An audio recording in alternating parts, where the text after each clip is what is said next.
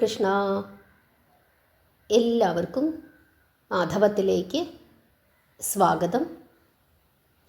ഇന്നലെ നമ്മൾ പറഞ്ഞത് ഭരതൻ അയോധ്യയിൽ തിരിച്ചെത്തുന്നതും ദശരഥ മഹാരാജാവിൻ്റെ മരണവാർത്ത അറിയുന്നതും എല്ലാം അറിഞ്ഞതിന് ശേഷം കൈകേയിയെ ശകാരിക്കുന്നതും പിന്നീട് ദശരഥ മഹാരാജാവിൻ്റെ അന്ത്യകർമ്മങ്ങൾ ചെയ്യുന്നതും രാമനെ അന്വേഷിച്ച് വനത്തിലേക്ക് പുറപ്പെടാൻ തയ്യാറാകുന്നതും വരെയാണ് പറഞ്ഞത്.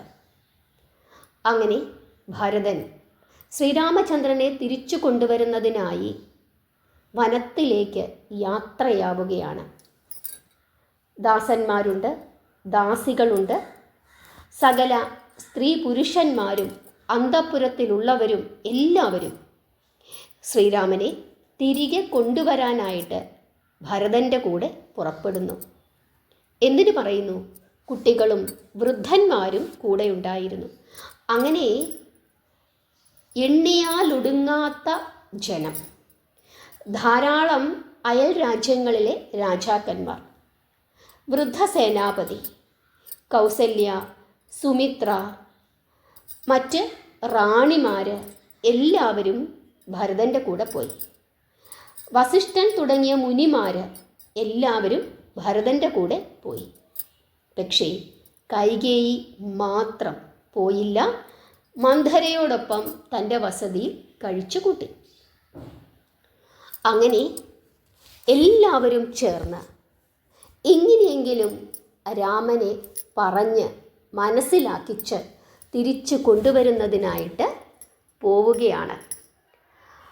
വസിഷ്ഠൻ പലതവണ ഭരതനോട് പറഞ്ഞു, രാമൻ ഒരിക്കലും തിരിച്ചു വരികയില്ല, അതുകൊണ്ട് ഈ യാത്ര അനാവശ്യമാണ് എന്ന് പറഞ്ഞു. പക്ഷേ ഭരതന് അത് വിശ്വാസമായില്ല. അങ്ങനെ യമുനാ നദി കടന്ന് അവരെല്ലാവരും യാത്രയാവുകയാണ്.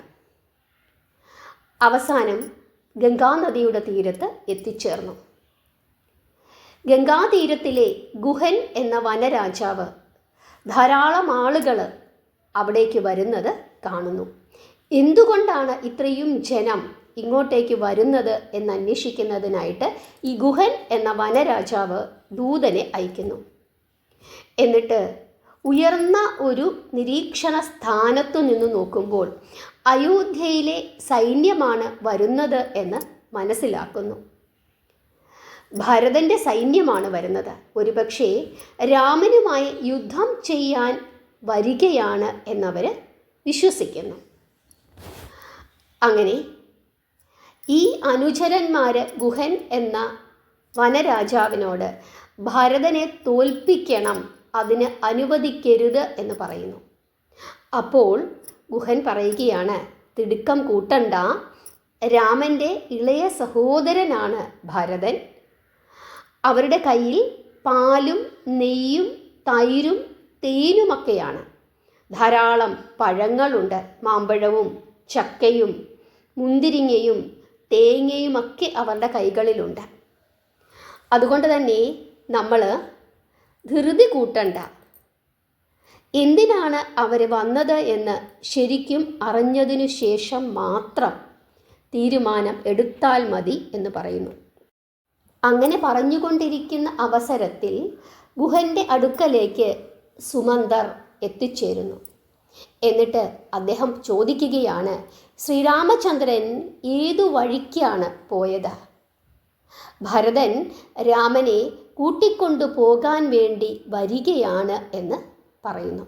അപ്പോൾ ഗുഹൻ പറയുകയാണ്, ഇവിടെ നിന്ന് കാണാൻ സാധിക്കുകയില്ല.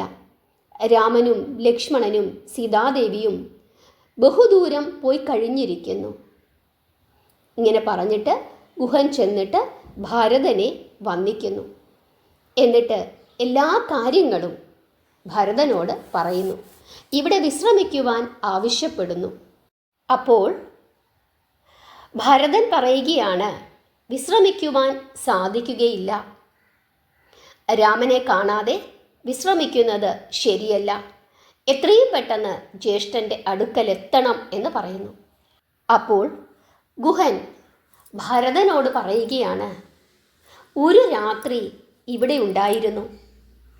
ഒരു രാത്രി കൊണ്ട് ഒരു യുഗം എന്നതുപോലെ ഞങ്ങൾ അടുത്തു. ലക്ഷ്മണൻ രാമനെ ഭഗവാനായി കരുതി രാവും പകലും സേവിക്കുന്നു. വില്ലും അമ്പും ധരിച്ച് രാത്രി മുഴുവനും ഭരതൻ രാമനും ജാനകിക്കും കാവൽ നിൽക്കുന്നു. സുമന്ത്രരെ തിരികെ അയച്ചിട്ട് രാമൻ വിചാരിക്കുകയാണ്, ഞാൻ ഇവിടെയുണ്ട് എന്ന് സുമന്ത്രരിൽ നിന്ന് ഭരതൻ അറിയണ്ട, അകലെ മറ്റൊരിടത്തേക്ക് പോകാം. ഭരതന് വന്നു കാണാൻ കഴിയാത്ത ഒരിടത്തേക്ക് ഈ വഴിയിൽ കൂടി അങ്ങനെ ചിന്തിച്ചുകൊണ്ട്, അങ്ങനെ പറഞ്ഞുകൊണ്ട്, എന്നോടങ്ങനെ പറഞ്ഞുകൊണ്ട് ഈ വഴിയിൽ കൂടി മഹാവനത്തിലേക്ക് രാമൻ കടന്നു. ആ നിലയിലാണ് എന്നോട് സംസാരിച്ചത്. ഞാൻ 3 പേരെയും ഗംഗാനദി കടത്തിവിടുകയും ചെയ്തു. ഇങ്ങനെ ഗുഹൻ ഭരതനോട് പറയുന്നു. അതായത് സുമന്ത്രരാണ് അവിടെ കൊണ്ടുവന്ന് വിട്ടത്. ഭരതൻ ചോദിക്കുമ്പോൾ ഇവിടെയാണ് കൊണ്ടുവന്ന് വിട്ടത് എന്ന് സുമന്ത്ര പറയും. ഭരതൻ തിരക്കി വരുമെന്ന് രാമന് ബോധ്യമുണ്ട്. അതുകൊണ്ട് ദൂരത്തേക്ക് പോകാം എന്ന് പറഞ്ഞ് രാമൻ വനത്തിലേക്ക് പോയി എന്ന് ഗുഹൻ ഭരതനെ പറഞ്ഞ് മനസ്സിലാക്കുന്നു. അങ്ങനെ ഗുഹൻ്റെ പക്കലിൽ നിന്നും എല്ലാ വിവരങ്ങളും ഭരതൻ അറിയുന്നു. എന്നിട്ട് ഗുഹൻ കാണിച്ചു കൊടുത്ത വഴിയിൽ കൂടി ഭരതൻ യാത്ര തുടരുകയാണ്. അങ്ങനെ കുറേ ദൂരം നടന്നു പോയപ്പോൾ ഒരു മരത്തിൻ്റെ ചുവട്ടിൽ ഒരു പുൽക്കിടക്ക കാണാനായിട്ട് സാധിക്കുന്നു. രഘുപതി കിടന്ന സ്ഥലമാണ്. പുല്ലു വിരിച്ചുണ്ടാക്കിയ കിടക്ക. ആ കിടക്കയിൽ ഒരു പട്ടുവസ്ത്രം കിടക്കുന്നുണ്ട്. ഊരിപ്പോയ ഒരു ആഭരണം കിടക്കുന്നുണ്ട്. ഭരതൻ ആ ആഭരണം തിരിച്ചറിയുന്നു. ഈ ഉണക്കപ്പുല്ലിൻ്റെ മേൽ രാമൻ കിടന്നല്ലോ എന്നോർത്ത്, ജാനകീദേവി ഇവിടെ വിശ്രമിച്ചല്ലോ, ദേവിയും ലക്ഷ്മണനും അതെങ്ങനെ സഹിച്ചു കാണും എന്നൊക്കെ ചിന്തിച്ചുകൊണ്ട് ഭരതൻ തല കറങ്ങി നിലത്ത് ഇരിക്കുകയാണ്. സുമന്ത്രര് അടുത്തു ചെന്ന് പതിയനെ മടിയിലേക്ക് താങ്ങി കിടത്തുകയും ചെയ്തു. ഭരതന് ബോധം വീണു. അപ്പോഴേക്കും വീണ്ടും കരച്ചിൽ തുടങ്ങുന്നു. ഭരതൻ്റെ കരച്ചിൽ കേട്ട് പാറകൾ പോലും തകർന്നു പോയി എന്നാണ് പറയുന്നത്. കാരണം അത്ര കരച്ചിലാണ്. എല്ലാവരും ഭരതനെ ആശ്വസിപ്പിക്കുന്നുണ്ട്. പക്ഷേ ആശ്വസിപ്പിക്കുന്തോറും ഭരതൻ്റെ സങ്കടം അത് വർദ്ധിച്ചു വന്നു. അങ്ങനെ അന്നു രാത്രി ആ പ്രദേശത്ത് എല്ലാവരും ഉപവാസത്തിൽ കഴിച്ചു കൂട്ടുന്നു. പിറ്റേ ദിവസം രാവിലെ ഭരതനും സംഘവും പുറപ്പെടുകയാണ്. ഗുഹനും ഭരതൻ്റെ കൂടെയുണ്ട്. അങ്ങനെ ഗംഗാനദി കടന്ന് എല്ലാവരും വീണ്ടും മുമ്പോട്ടേക്ക് പോകുന്നു. കുറച്ചു ദൂരം അവരെ അനുഗമിച്ചതിനു ശേഷം ഗുഹൻ തിരിച്ച് അദ്ദേഹത്തിൻ്റെ രാജ്യത്തിലേക്ക് പോകുന്നു. എല്ലാ വിശേഷങ്ങളും എന്നെ അറിയിക്കണം എന്ന് പറയുകയും ചെയ്യുന്നു. അപ്പോൾ ഭരതൻ പറയുകയാണ്, ഗുഹ, ശ്രീരാമൻ്റെ മിത്രമായ അങ്ങയെ ഞാൻ പൂജിക്കേണ്ടതാണ്. ശ്രീരാമനെ തോളിലേറ്റിയവനാണ് അങ്ങ്. ആ അങ്ങയെ ഞാൻ നമസ്കരിക്കുന്നു. ഇങ്ങനെ പറഞ്ഞുകൊണ്ട് ഭരതൻ ഗുഹനെ ആലിംഗനം ചെയ്യുന്നു. അങ്ങനെ സ്നേഹത്തോടു കൂടി ഗുഹൻ തൻ്റെ രാജ്യത്തിലേക്കും ഭരതൻ ശ്രീരാമചന്ദ്രൻ ഉള്ള സ്ഥലം ലക്ഷ്യമാക്കി യാത്ര തുടരുകയും ചെയ്തു. മാധവ തീർത്ഥത്തിൻ്റെ തീരത്തു കൂടിയാണ് യാത്ര ചെയ്യുന്നത്. ആ തീർത്ഥത്തെ പ്രദക്ഷിണം ചെയ്ത് വന്ദിക്കുന്നു. ആനകളെയും കുതിരകളെയും അവിടെ നിർത്തിയിട്ട് കുറച്ച് ആളുകളോടുകൂടി തപോവനത്തിലേക്ക് ഭരതൻ കടക്കുകയാണ്. അത് ഭരദ്വാജ മഹർഷിയുടെ ആശ്രമമാണ്. മഹർഷി അവിടെ ഉണ്ടായിരുന്നു. ഭരതൻ മഹർഷിയുടെ തൃപ്പാദങ്ങളിൽ നമസ്കരിക്കുന്നു. ദശരഥ മഹാരാജാവിൻ്റെ പുത്രൻ ഭരതനാണ് ഞാൻ. ലക്ഷ്മണൻ എൻ്റെ അനുജനാണ്. എൻ്റെ ജ്യേഷ്ഠനാണ് രാമൻ. രാമനെ തിരിച്ചു കൊണ്ടുവരുന്നതിന് വേണ്ടിയിട്ടാണ് ഞാനിപ്പോൾ വനത്തിലേക്ക് വന്നത്. പറയൂ മഹർഷി, അദ്ദേഹത്തെ അങ്ങ് കണ്ടുവോ? ഭരതൻ്റെ ഉദ്ദേശത്തിൽ ഭരദ്വാജ മഹർഷിക്ക് സംശയം തോന്നി. ഭരതൻ ഒറ്റയ്ക്കല്ല വന്നിരിക്കുന്നത്. കുറച്ചകലെയായിട്ട് ധാരാളം സൈനികർ നിൽക്കുന്നുണ്ട്. അക്കാര്യം ഭരദ്വാജ മഹർഷി ഭരതനോട് ചോദിക്കുന്നു. അപ്പോൾ ഭരതൻ പറയുകയാണ്, എന്നെ സംശയിക്കണ്ട, എനിക്ക് കപടത അറിഞ്ഞുകൂടാ. അങ്ങേക്ക് എല്ലാം മനസ്സിലായി കാണുമല്ലോ. ധ്യാനം കൊണ്ട് എല്ലാം അറിയാൻ സാധിക്കുമല്ലോ. അങ്ങയുടെ ആശ്രമത്തിലേക്ക് ഈ സൈനികരെ മുഴുവൻ കൊണ്ടുവന്നു കഴിഞ്ഞാൽ അത് അങ്ങേക്ക് ബുദ്ധിമുട്ടാകും എന്ന് ചിന്തിച്ചിട്ടാണ് അവരോട് അവിടെ വിശ്രമിക്കുവാനായിട്ട് പറഞ്ഞത്.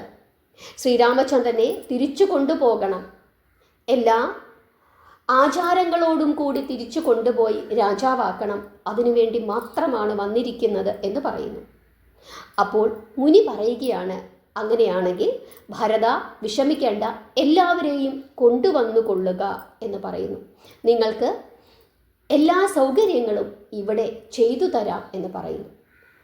അങ്ങനെ ഭരതൻ എല്ലാവരെയും ആശ്രമത്തിലേക്ക് കൊണ്ടുവരുന്നു. ആ സമയം കൊണ്ട് മഹർഷി വിശ്വകർമാവിനെ വിളിക്കുന്നു. വിശ്വകർമാവ് പ്രത്യക്ഷപ്പെട്ട് എല്ലാവർക്കും താമസിക്കുന്നതിനുള്ള സൗകര്യങ്ങൾ അവിടെ ഉണ്ടാക്കി കൊടുക്കുന്നു. അങ്ങനെ ഭരതനും സൈനികരും കുതിരകളും ആനകളും റാണിമാരും മഹർഷിമാരും എല്ലാവരും ഭരദ്വാജ മഹർഷിയുടെ ആശ്രമത്തിൽ താമസിക്കുന്നു. ഒരു സ്വർഗലോകത്തിനു തുല്യമായിരുന്നു ആ സമയം അവിടുത്തെ കാഴ്ച. അന്ന് എല്ലാവരും അവിടെ താമസിച്ചു. പിറ്റേ ദിവസം രാവിലെ ഭരതൻ ഭരദ്വാജ മഹർഷിയോട് ശ്രീരാമചന്ദ്രൻ എവിടെയെന്ന് ചോദിക്കുന്നു. ഭരദ്വാജ മഹർഷി ശ്രീരാമചന്ദ്രൻ എവിടെയാണ് ഇപ്പോൾ ഉള്ളത് എന്ന് കൃത്യമായി പറഞ്ഞു കൊടുക്കുന്നു.